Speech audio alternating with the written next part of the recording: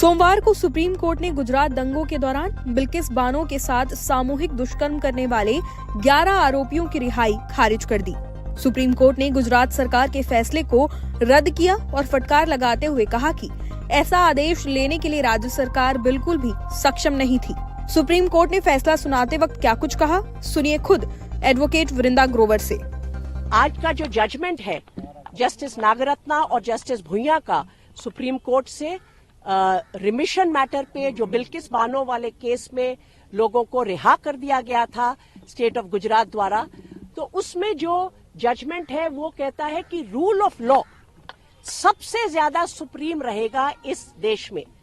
और rule of law को एक बार फिर अपहोल्ड किया गया है। और अदालत ने कहा है रूल ऑफ लॉ सबके लिए सेम है, चाहे आप कोई भी हो, वो आप सब पर बराबर अप्लाई करेगा। मैं तो ये कहूंगी कि इससे एक भरोसा जो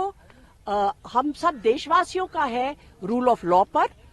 उसका एक बार फिर हमारा भरोसा इस पर वापस आता है कि हाँ, रूल ऑफ लॉ अदालत हमेशा अपहोल्ड करेगी, चाहे सामने कोई भी खड़ा हो। और उन्होंने कहा है कि जो गुजरात स्टेट ने जिस तरह इस केस में रिमिशन ऑर्डर्स पास किए हैं, उनको कोई पावर नहीं थी। जो पावर है वो अप्रोप्रिएट गवर्नमेंट इस केस में महाराष्ट्र है, क्योंकि ये पर्टिकुलर केस जो 2002 में जो हिंसा हुई थी गुजरात में, उससे ये पूरी इंसिडेंट निकलता है, जिसमें इस पर्टिकुलर इंसिडेंट में 14 से ज्यादा लोगों की हत्या हुई थी और जो ये अक्यूज्ड हैं उनको उसमें कन्विक्ट किया गया था, और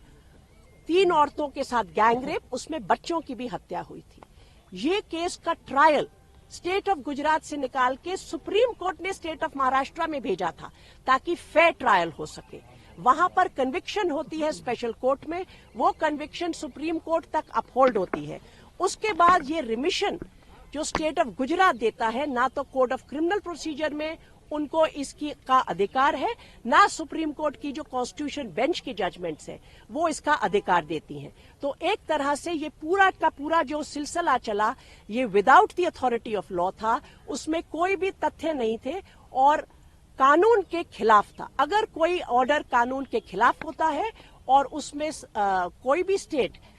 एक्ट करता है, उसको सेट असाइड कर दिया जाता है, क्योंकि वो कानून की नजर में फैसला है ही नहीं। आपको बता दें कि गुजरात में साल 2002 में